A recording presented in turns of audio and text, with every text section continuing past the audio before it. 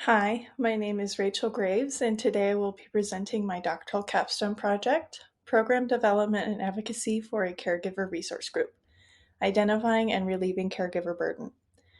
My capstone project was under the direction of my faculty capstone advisor, Dr. Taylor Gurley.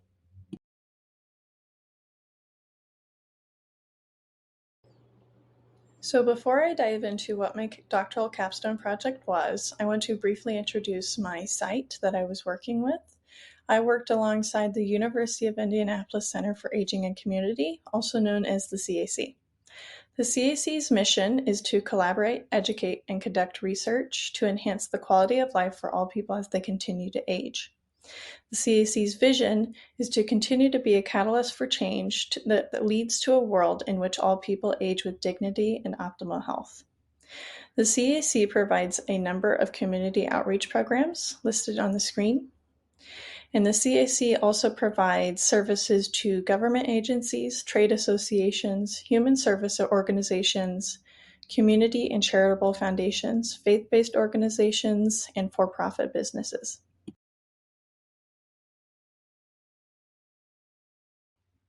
A needs assessment was conducted in October of 2023 with key stakeholders of the CAC to determine gaps within the Community Outreach Program, the Caregiver Resource Group, also known as CRG.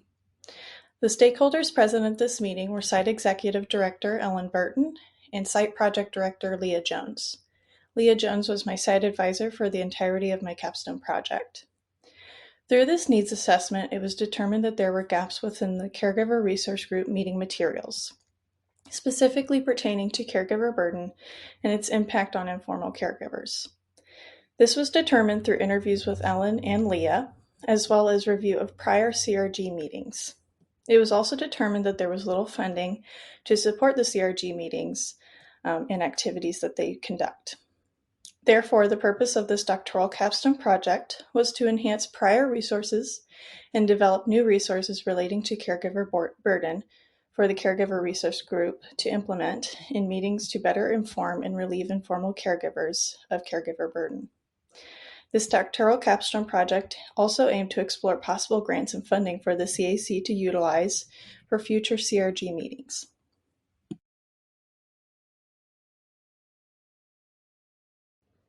Before we can better understand caregiver burden, we need to understand who informal caregivers are and what classifies them as informal caregivers. With the United States Census Bureau projecting 81 million Americans will be age 65 and older by 2040, it's crucial to understand who will be providing care for our aging Americans.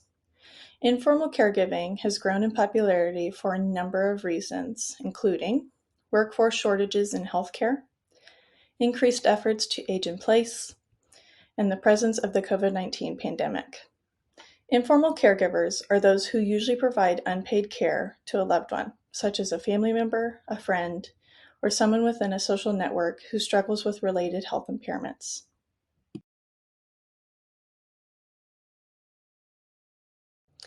Though caregiving can be rewarding, there are negative impacts associated with it.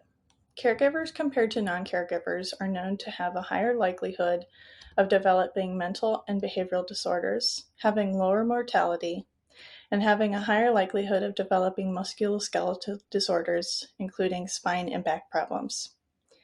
This is all due to the physical and psychological toll caregiving can have on an informal caregiver. Many of these health conditions are associated with a term called caregiver burden. Caregiver burden can be defined as a multidimensional response to perceived stress and negative assessments that derive from providing care to a sick person. Caregiver burden has grown in popularity amongst preventative health care due to its impact on a caregiver's emotional, physical, psychological, spiritual, and financial functioning.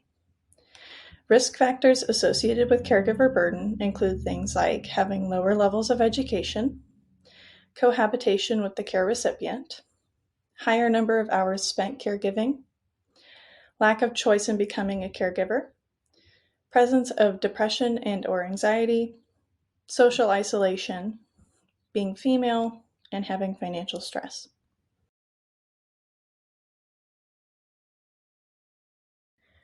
As stated in the previous slide, Caregiver burden impacts a caregiver's emotional, physical, psychological, spiritual, and financial functioning. A term that encompasses many of these same concepts is quality of life. Quality of life can be defined as one's ability to live a happy, healthy, and comfortable life relating to one's culture, value systems, goals, expectations, and standards of concern. Quality of life is important for an individual's growth and achievement in life. Unsurprisingly, literature states that caregiver burden is related to poor quality of life for informal caregivers. By identifying aspects of caregiver burden and how it affects a caregiver's quality of life, programs and interventions geared towards alleviating the primary and secondary stressors in caregiving can be created, ultimately with the aim to improve a caregiver's overall health and improve care recipients' quality of care.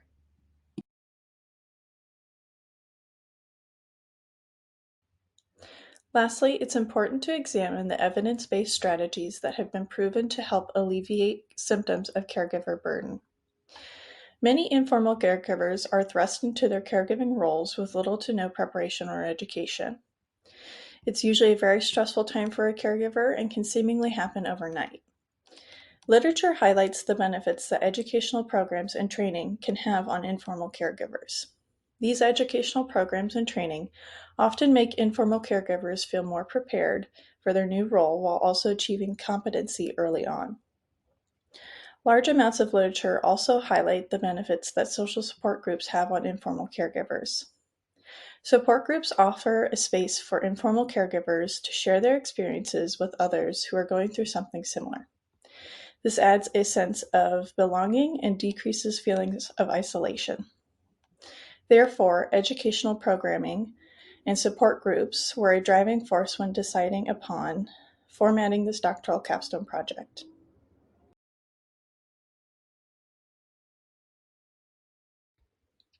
The theoretical guide for my doctoral capstone project was the Canadian Model of Occupational Performance and Engagement, or also known as CMOP-E. Informal caregivers are faced with challenges affecting their emotional, physical, and psychological well-being due to the demands of caregiving, which can impact their occupational performance and fulfillment in roles. Thus, the CMOP-E is a great model to guide this project. The CMOP-E is client-centered, occupational performance model that closely examines the interaction between the person, the environment, and the occupation. The person in this model is comprised of spirituality, affective, physical, and cognitive abilities. The occupation in this model includes domains of self-care, productivity, and leisure. Lastly, the environment in this model includes the physical, social, cultural, and institutional environments of the person. The CMOP-E model looks beyond the occupational performance to occupational engagement, which examines the importance, meaning, and satisfaction behind the occupation.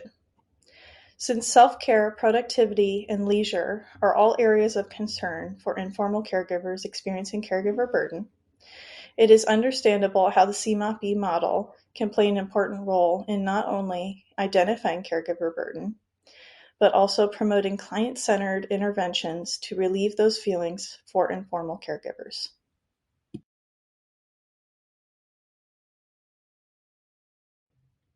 Through the needs assessment, a 4-part educational series was decided upon for the doctoral capstone project. This series was titled the Caregiver Burden Series. Part 1 was identifying caregiver burden. Part 2 was establishing effective coping strategies. Part 3 was prioritizing mental health and well-being. And Part 4 was self-care and leisure participation. The topics of the educational modules were decided upon through the literature review as well as the CMOP-E model. The series aimed to increase the awareness of caregiver burden, promote understanding of the multifaceted impacts, and equip caregivers with strategies to manage stress, maintain well-being, and effectively navigate the complexities of the caregiver role.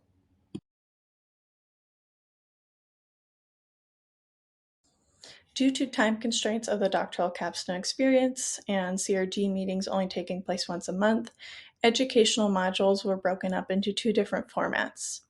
Educational modules 1 and 2 were presented synchronously through Zoom, while education modules 3 and 4 would be presented asynchronously through pre-recorded videos. A post-meeting satisfaction survey was sent to all attendees after CRG meetings of education modules 1 and 2 to gain understanding of satisfaction with information and how it was presented, as well as gaining feedback on what went well during these educational modules and what could be improved upon. A separate satisfaction survey was sent to all CAC staff through the asynchronous pre-recorded videos to again gain satisfaction results from CAC staff on the information and how it was presented in those pre-recorded modules, as well as gaining feedback of what could be improved upon for future educational modules. Additionally, a summary infographic was sent to all CRG attendees of the meetings after the educational modules to help caregivers throughout their caregiving journey.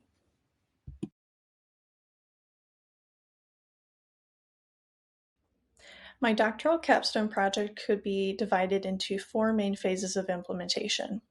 The first phase was collecting relevant information and materials to use for my educational modules. The second phase was advertising my caregiver burden series throughout the UND campus through informational flyers. The third phase was then presenting the educational modules to the CRG meetings, as well as presenting the pre-recorded modules to CAC staff. As stated in the prior slide, post-satisfaction surveys were sent to all attendees of the CRG meetings, and a separate satisfaction survey was utilized for CAC staff. Phase 4 included collecting the data from the post-meeting satisfaction surveys, as well as collecting data from the satisfaction surveys sent to CAC staff.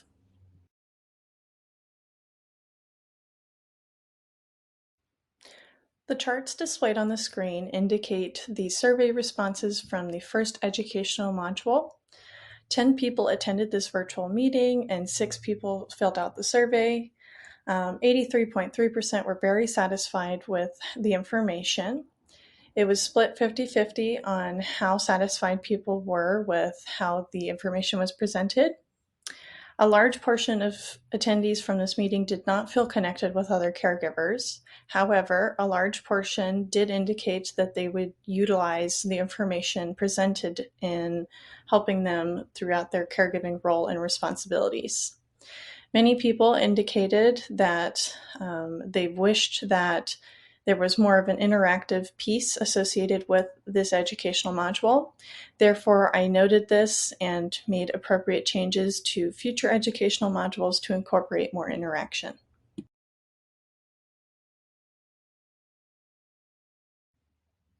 The charts displayed on this screen indicate the survey responses from the second educational module.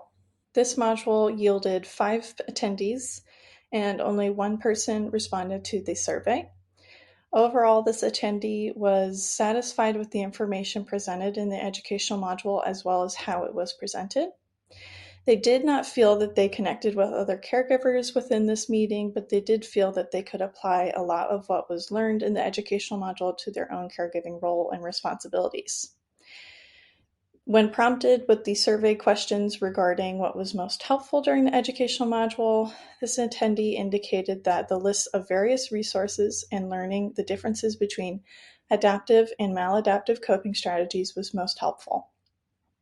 When prompted with the survey question regarding to what could have been done better, this attendee indicated that they would have liked to see more notes on the slides and allow for longer slide durations to take notes. This was useful information for me when recording my future educational modules.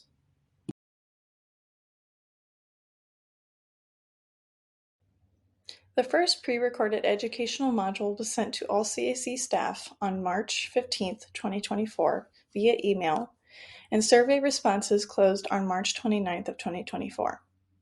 This educational module yielded low response rate with only 2 CAC staff watching the pre-recorded videos and responding to the satisfaction survey. Overall, both CAC staff were very satisfied with the information presented. and 50% or one was satisfied with how it was presented, while the other was very satisfied. Overall, they did feel that the pre-recorded modules did fit in well with the CRG meetings. One short response from CAC staff indicated that there was an inherent lack of interaction in pre-recorded educational modules. However, they indicated this was out of the control of the capstone student due to time constraints.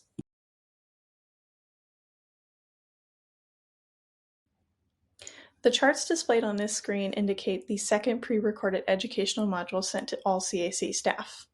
Much like the first pre-recorded video, only 2 CAC staff watched the pre-recorded module and filled out the survey response. The survey responses were identical to the first pre-recorded modules, and the short responses indicated something very similar to the first pre-recorded educational module, in that the CAC staff would have liked to see this pre-recorded module take place in person, but understood that the capstone student was on limited time, as well as CRG meetings only taking place virtually.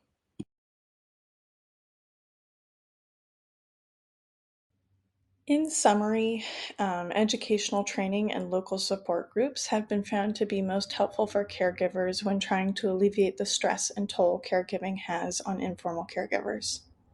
UNDCAC aims to combine those two practices with their own CRG meetings. The Caregiver Burden series aimed to further enhance material relating to caregiver burden and finding ways of relieving it for caregivers attending the CRG meetings. Each educational module topic was selected based on the literature review and the CMOP model. Surveys following each educational module aim to gain an understanding of the needs and expectations of caregivers attending the CRG meetings, gaining understanding of the needs and expectations of the CAC staff, improve the quality of information and how it is presented, as well as understanding how information presented will help informal caregivers with their caregiving responsibilities. Though there were so few survey responses to both the post-meeting satisfaction surveys and the satisfaction surveys, the outcomes indicated that most attendees and CAC staff were very satisfied with the information and were fairly satisfied with how that information was presented. Many indicated that the information presented could relate to their caregiving role and responsibilities and could help them alleviate symptoms of caregiver burden in the future.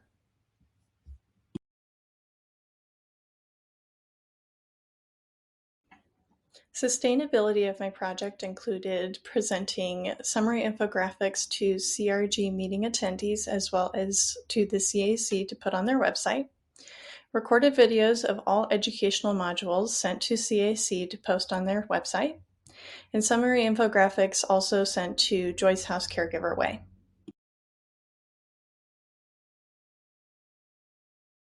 Overall, I gained more experience in education working with the CAC for my doctoral capstone project.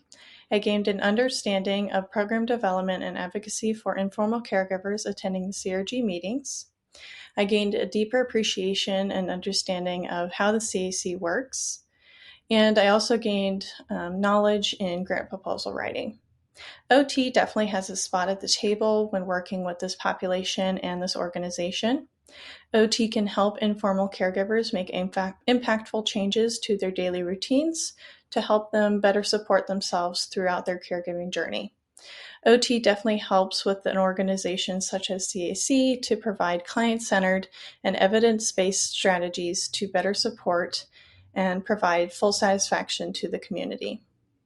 One limitation to my doctoral capstone project was having such low survey response rates. This was due to low attendance of CRG meetings, the timing of when pre-recorded modules were sent to CAC staff, and lack of incentives to complete surveys.